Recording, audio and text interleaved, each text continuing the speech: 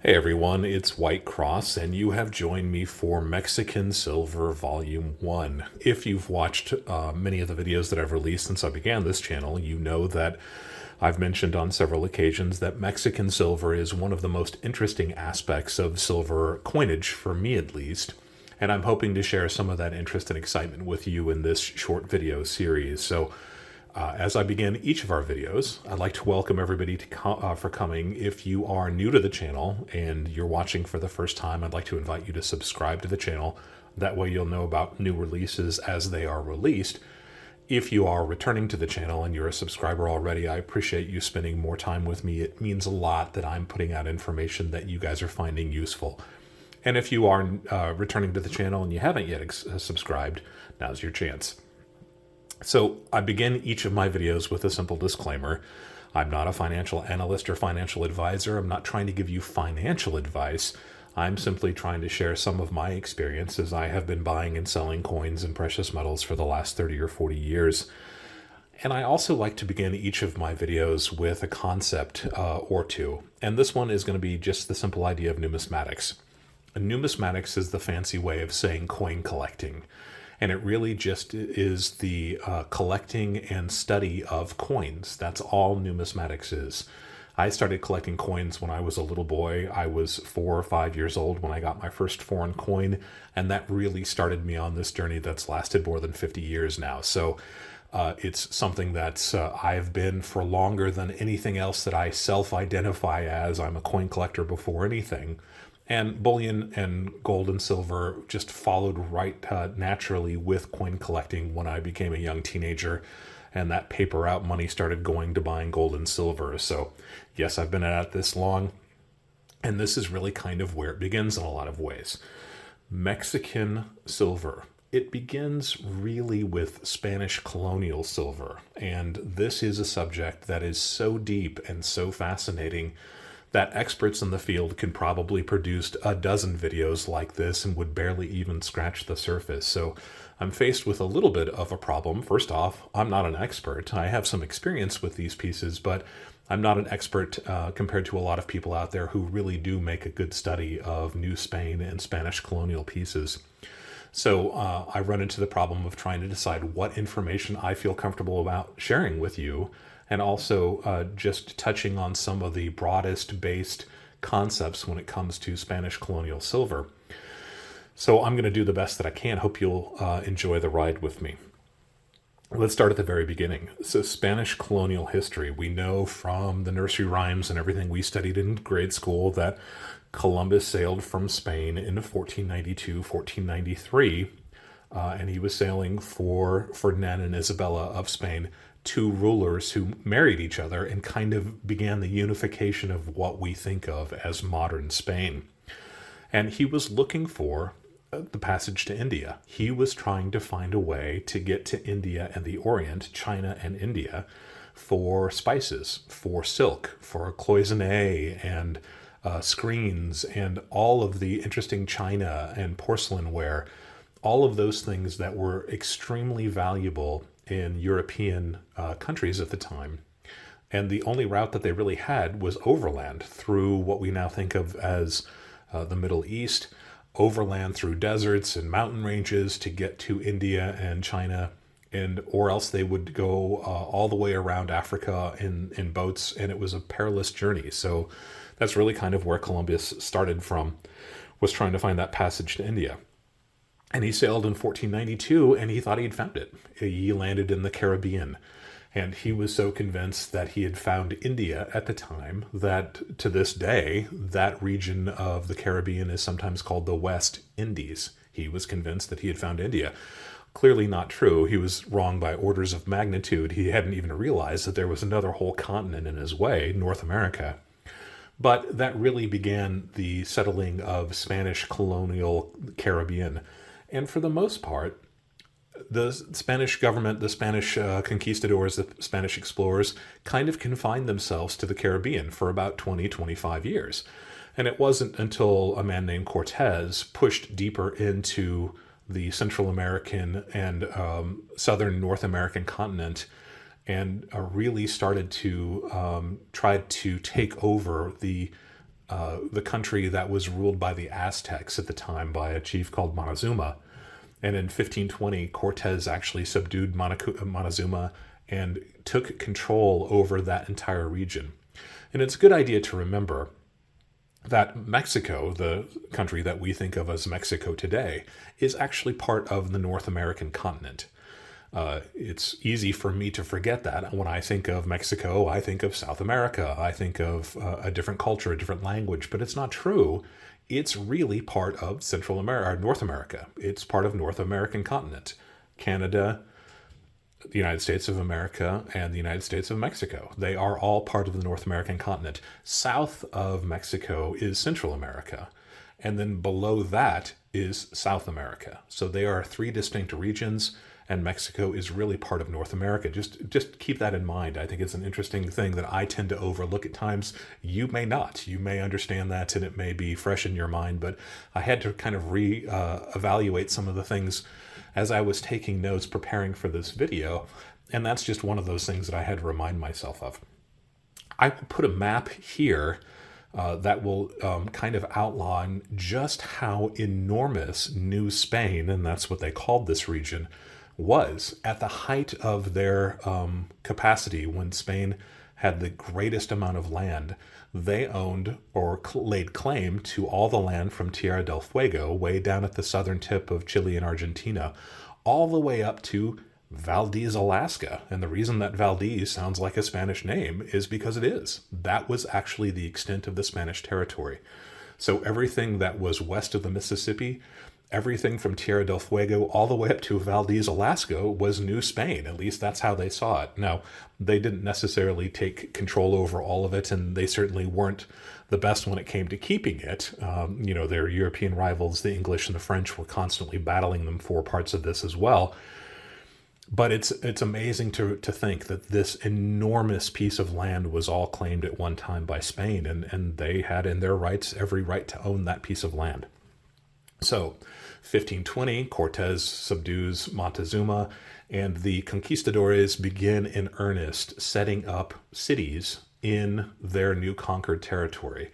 And it's important to remember, although we're not going to delve too deeply into it, that this was, in a lot of ways, a catastrophe on enormous scale. There were millions of people living in this area, and they suffered horribly under the rule of the Spaniards. And not just in terms of the slave labor that they represented, especially when it comes to things like mining silver, but also all the diseases that were introduced by the Europeans that the native indigenous population just simply had no way to fight off. So I'm not trying to belittle that. The content of this channel is really supposed to be on precious metals.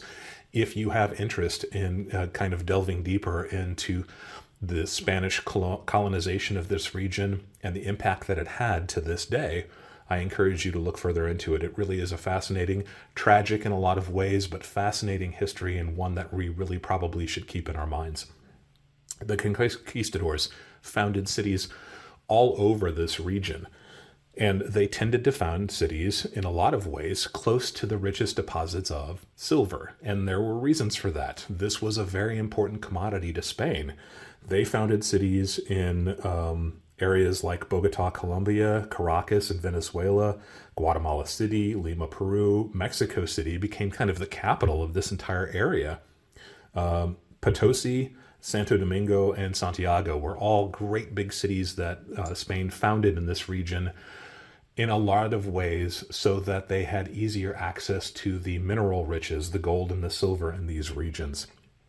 And why were they doing that? They wanted silver. Silver was considered kind of the currency of all of Europe and much of the world for hundreds and hundreds of years prior to this. And I have an interesting example of what a Spanish coin looked like prior to the Spanish colonization of Central and South America. This is a 1 real coin, or reale coin, from Spain. And we talked a little bit before about Christopher Columbus sailing in 1492. Who was he sailing for? He was an Italian, but he was sailing for Spain. Who financed his trip to America? It was Isabella of Spain. And this is actually a coin of Ferdinand and Isabella Unfortunately, the date is a little bit difficult to read. I'm not sure that these pieces actually had dates. We know the range that they were made, and this was made from 1469 to 1504. So right there in that period of time when Columbus was sailing, this was the coin of the realm, literally. And I think you can even see a little bit. It says Ferdinand here, and probably in Latin, and this side says Elizabeth or Elizabeth. That was the Latinized version of Isabella. So this was an actual real. This was the coins that they were using at the time. You can see how thin this planchet is. We talked about numismatic. This coin was made by hammering the design into a small silver planchet, a small silver blank called a planchet. And this coin was supposed to weigh about 3.4 grams. Hopefully you watched our early video on gold weights and standards. You have the idea that a gram is about one paperclip. So this was a large paperclip. So this coin was supposed to weigh about 3.4 grams. This particular coin weighs 2.8 grams. Why does it only weigh 2.8 grams? I'm trying to get it back into focus here. There we go. That's because it was clipped. It was not uncommon for unscrupulous people back hundreds of years ago to take metal shears and clip off tiny little amounts of silver all the way around the rim. One of the reasons why you can't see Isabella's name there. And then they would keep the silver, melt it down, and make either counterfeit coins or just use the silver in trade and barter. And it was a commodity, and it was highly illegal, and you could be punished by death for doing that. But this coin has been clipped, and it lost about half a gram in weight. This was what a real looked like before Christopher Columbus sailed. And the people that were in charge of the Spanish government, including the leaders of the Catholic Church, Spain, a very, very Catholic country, understood that most world trade was being dominated by the Northern European countries and by Italy. And part of the reason is because they had enormous amounts of silver that they made into great big silver coins, the beginnings of the dollars that we think of when we think of silver dollars. We talked about those in some of the earlier videos on coins, on 90% silver coins and 999 silver coins. That Joachimsthaler, that was a great big silver coin, weighed pretty close to a troy ounce. And that was one of the reasons why those Northern European countries and places like Holland, but also in Venice and Italy, became such enormous trading countries, is because they had access to these big silver coins. Spain was suffering a little bit from that. Their coins were fine, but they weren't exceptional. And the government of Spain and the Catholic leaders at the time realized that if they were to develop a great big silver coin, it could compete with those Joachimsthalers, those city thalers of the European countries, and it may put Spain on a path to greater riches. And boy, were they right. They just had no idea at the time. So this was what the reale looked like before Christopher Columbus sailed. And this is an 8 reale after Christopher Columbus sailed. So this is mined from silver from New Spain. And you'll recognize this if you know anything about coins. This is an 8 reale or an 8 real. This is a piece of 8. A great selection of those here. A little bit of information on those pieces. This is a tiny little half real. And again, trying to get it into focus there. You can see the date down below. That is one of King Charles of Spain. And there's the back with the shield of Spain on it. 1/2 real. This is a 1 real. And this is actually an earlier version of that. If you were familiar with Spanish colonial coinage, you'll recognize those pillars. That was the symbol of the Pillars of Hercules. So down at the very bottom of the Iberian Peninsula, where Spain hits the Mediterranean, this is the Rock of Gibraltar. They were considered the Pillars of Hercules. That's what they were called.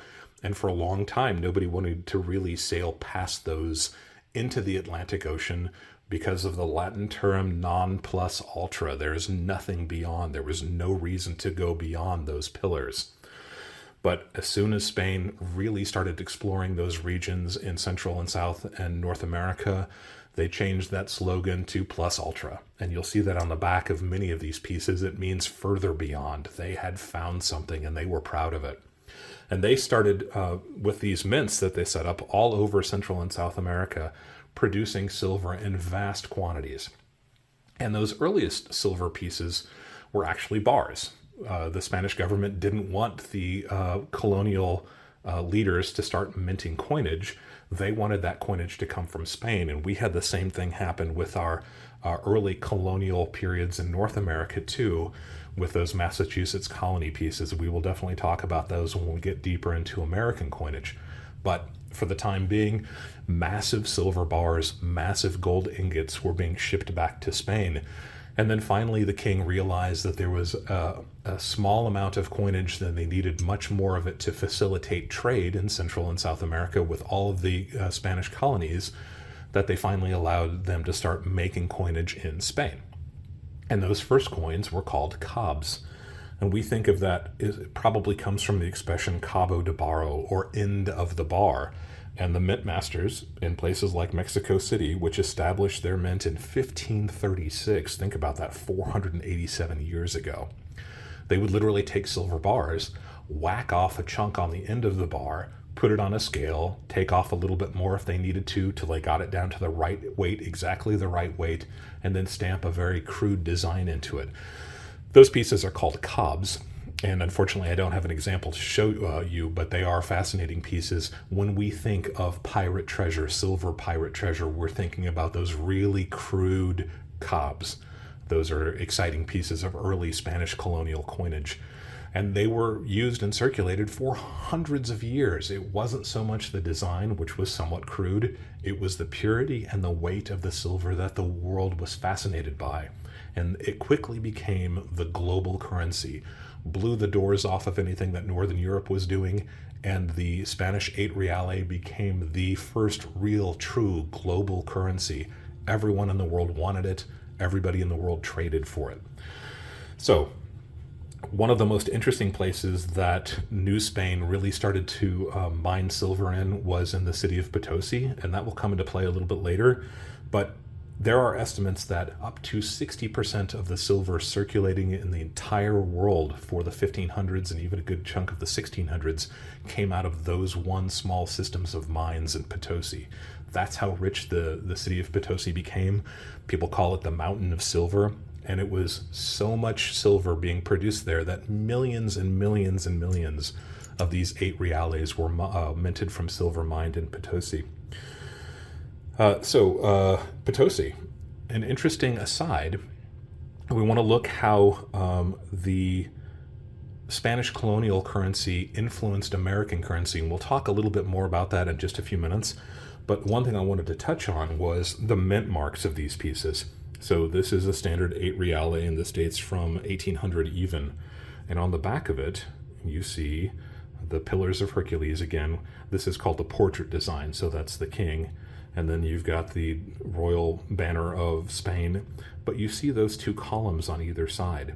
There are some people, some scholars, who believe that our dollar sign actually mimics those columns with the banner wrapped around it.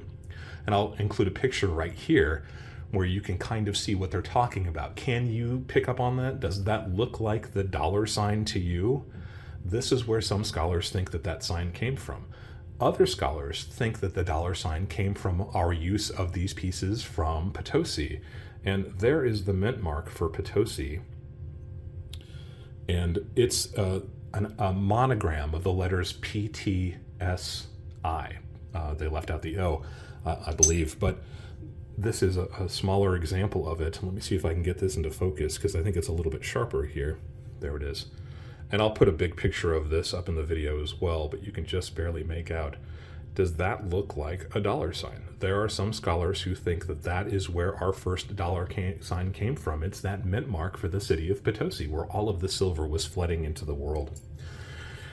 And it's one thing that I kind of relearned myself when I was studying for this video, and something I wanted to share for you. And you may already know this, but if I had known this, I'd completely forgotten it.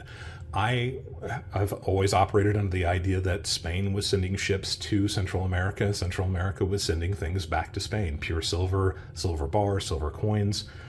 But that's not really the case. Spain was sending ships to Central America.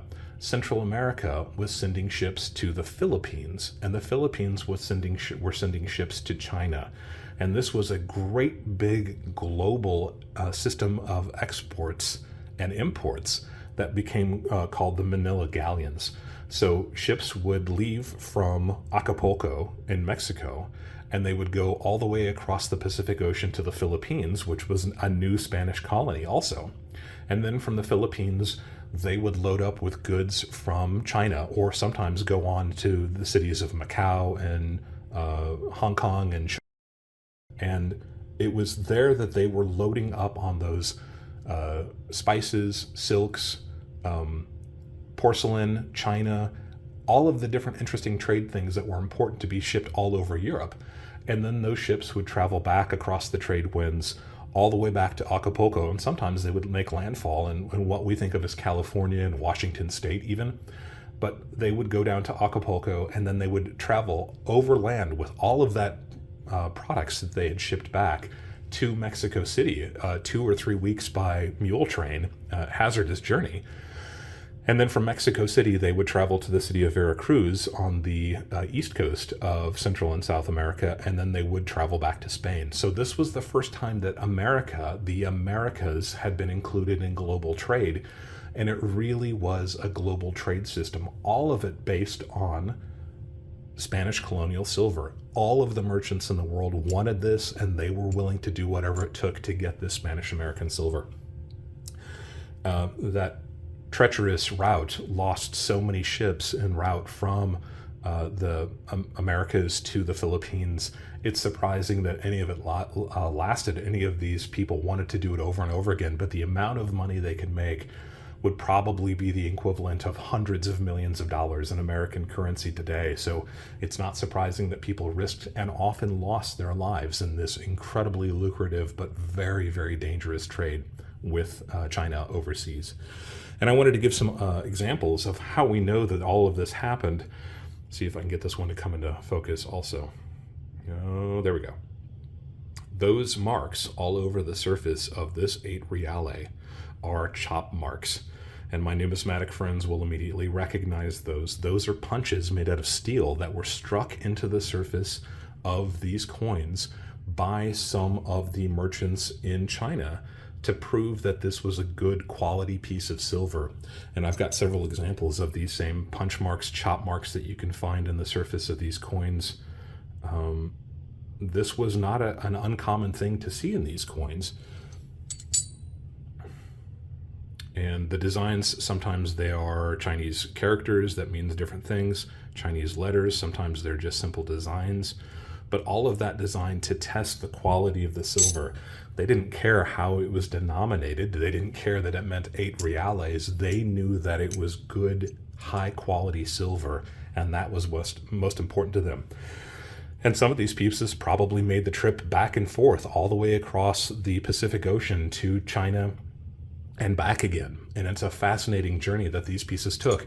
When I was a younger man, when I was a teenager, it seemed like chop marks were very unpopular. No coin collectors wanted those coins with chop marks, and now they've become so fascinating and important. People really appreciate what they are, that there are fake chop marks out there. So be careful with those.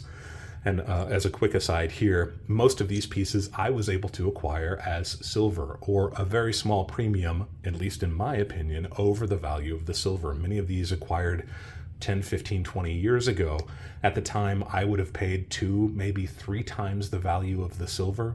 But remember, silver was trading for $8 or $10 an ounce at the time. So I was picking some of these up for $30 or $25.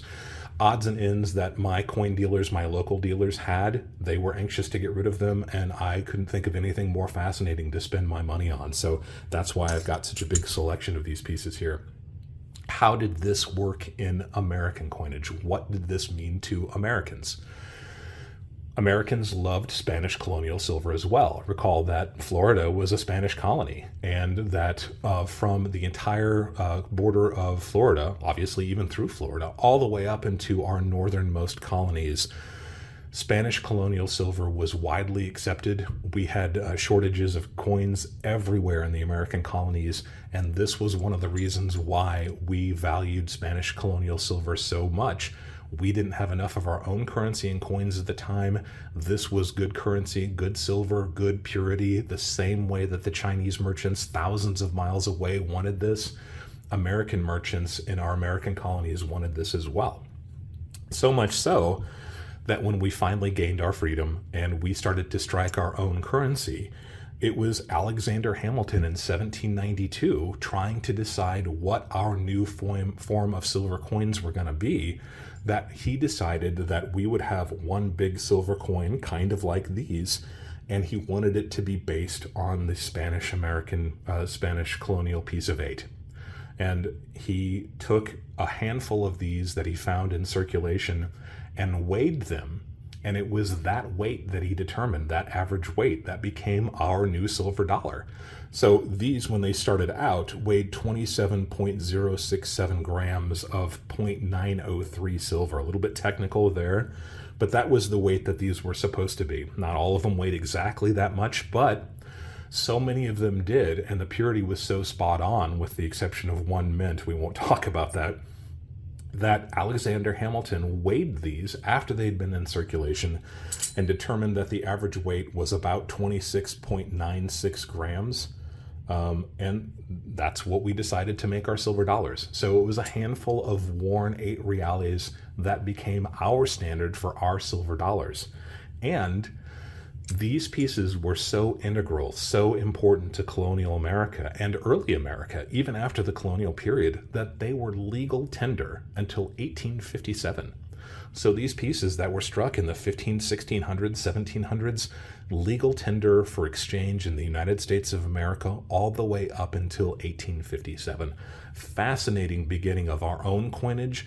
But the depth and the interest that you can find if you start looking into these Spanish colonial pieces is so overwhelming and so exciting. What a fun rabbit hole to go down to if you've got the time. The last couple things I wanted to mention. Our own stock market was based on these pieces. How is that possible? Pieces of 8 were called pieces of 8 because Spain had a system that was base 8. We're so used to our base 10 system. $1 is 10 dimes, 10 dimes, 10 cents. That's base 10. Theirs was base 8. So these were pieces of 8 because they contained 8 reales worth of silver. Remember, this is a 1 reale. And this silver was in such demand, and small change was in such demand, even though it represented a fair amount of money back in the colonial America, that we would cut these into fourths and then cut those fourths in half. Each one of those, therefore, representing one piece of 8, 1 bit. If you've ever heard the expression, shave and a haircut, 2 bits, that's what that refers to. 2 bits means 25 cents, and that comes from these Spanish colonial pieces of 8 that had actually been chopped into pieces because small coins were in such demand. Our own stock market traded in eighths of a dollar all the way up until 1997. So if you've been involved in the stock market going back into the 1990s and even before, like I have, you know that stocks were traded in 12.5-cent increments. So it would be $5 and 12.5 cents. That 12.5 cents is 1/8. And that was a tradition that began in colonial America because our currency was based on these pieces of 8. So a really shallow overview of colonial Spanish silver coinage in preparation for talking about those Mexican pieces. A fascinating area, a fascinating genre of coin collecting, and it's because it's located so close to us geographically here in the United States, it's a part of our history as well. And I think it's a really interesting area if you want to dive deeper into it. Believe me, I am right there with you. I think it's really fascinating.